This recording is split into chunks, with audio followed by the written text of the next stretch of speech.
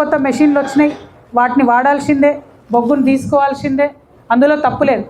కానీ మన దగ్గర ఉన్నటువంటి భూమి యొక్క సందర్భాన్ని, దాని పరిస్థితిని, దాని జాగ్రఫీని అర్థం చేసుకుంటే తెలంగాణ ప్రాంతంలో ఓపెన్ కాస్ట్లతో ఎంత బొగ్గు తీయొచ్చో అండర్ గ్రౌండ్లో కూడా అంతకంటే ఎక్కువ తీయొచ్చు అనేటటువంటి విషయం మనం చేసినటువంటి పరిశీలన ద్వారా, గత అనుభవాల ద్వారా కూడా మనకు తెలుస్తూ ఉన్నది.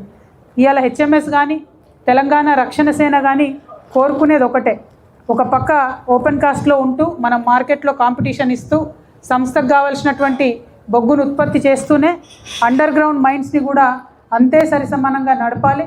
దానితోని అనేక మంది తెలంగాణ యువతీ యువకులకు ఉద్యోగం ఇచ్చేటటువంటి ఆస్కారం ఉంటుంది. కాబట్టి అండర్ గ్రౌండ్ మైన్స్ని కూడా మనం కొత్త కొత్త వాటిని ఐడెంటిఫై చేసుకోవడం, వాటిని ఓపెన్ చేసుకోవడం అనేటటువంటిది ప్రధాన బాధ్యతగా పెట్టుకోవాలి. మరి అలా టీఆర్ఎస్ పార్టీ పెట్టినాం కాబట్టి మా బొగ్గుబాయిలో దిగుతున్నటువంటి గని కార్మికుల యొక్క ఆశీర్వాదం కోసమే ఈ బొగ్గుబాయి యాత్రను కూడా చేపట్టడం జరిగింది. బొగ్గుబాయికి సంబంధించి మరి తెలంగాణ ఉద్యమ సందర్భంలో కూడా మనం చెప్పుకునే వాళ్ళం చాలా బాధతోని, దుఃఖంతోని.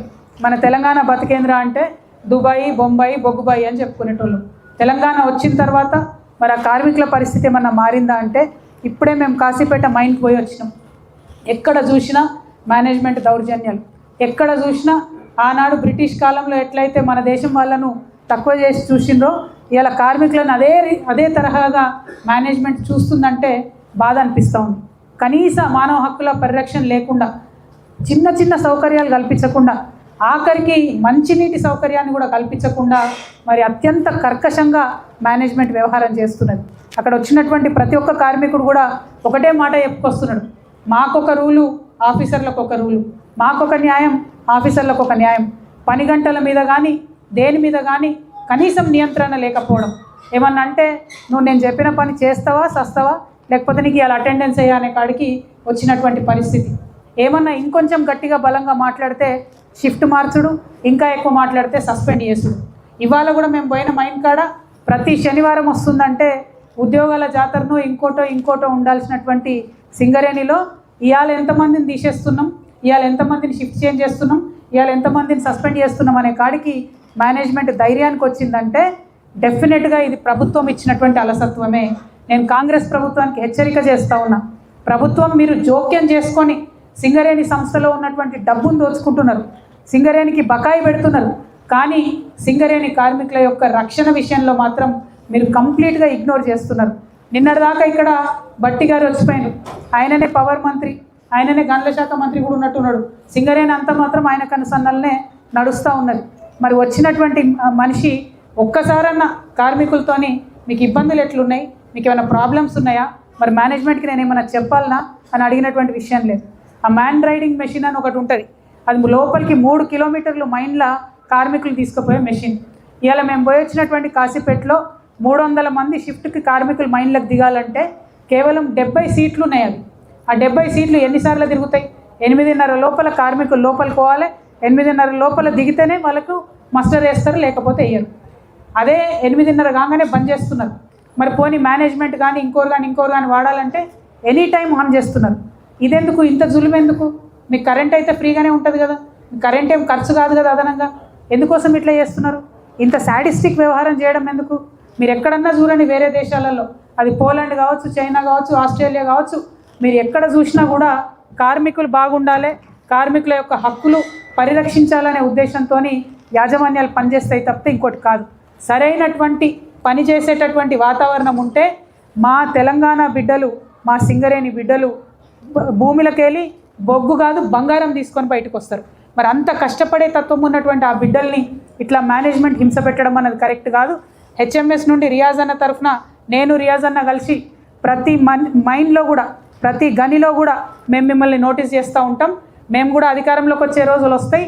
ఆఫీసర్లు కనుక కార్మికులు ఇట్లానే వేధింపులు కొనసాగిస్తే ఫ్యూచర్లో కూడా మరి మంచి పరిస్థితులు ఉండవనే విషయాన్ని దయచేసి గమనంలోకి పెట్టుకోవాలి.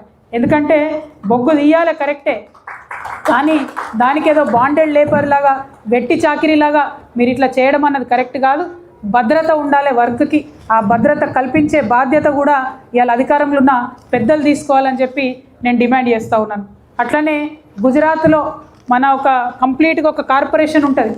గుజరాత్ నేల మీద పుట్టినటువంటి ఉన్నటువంటి ఆ భూమాత మనకి ఇచ్చినటువంటి అన్ని రకాల ఖనిజాలను కూడా గుజరాత్ మినరల్ డెవలప్మెంట్ కార్పొరేషన్ అని ఒక కార్పొరేషన్ పెట్టి దాని నుండి మాత్రమే వేరే వాళ్ళకి ఇస్తారు.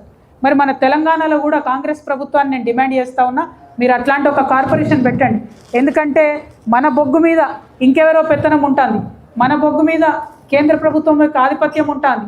మీరు దాన్ని తొలగించే విధంగా ప్రయత్నం చేయాలి. రేపటి నాడు మీ అందరి దయ వల్ల తెలంగాణ రక్షణ సేన అధికారంలోకి వస్తే ఖచ్చితంగా ఒకటి కంప్లీట్గా తెలంగాణలో ఉన్న మైన్స్ అండ్ మినరల్స్ అన్నీ కలిపి ఒక కార్పొరేషన్ పెడతాం. కేవలం తెలంగాణ బిడ్డలకు మాత్రమే హక్కు ఉండే విధంగా ప్రయత్నం చేస్తాం.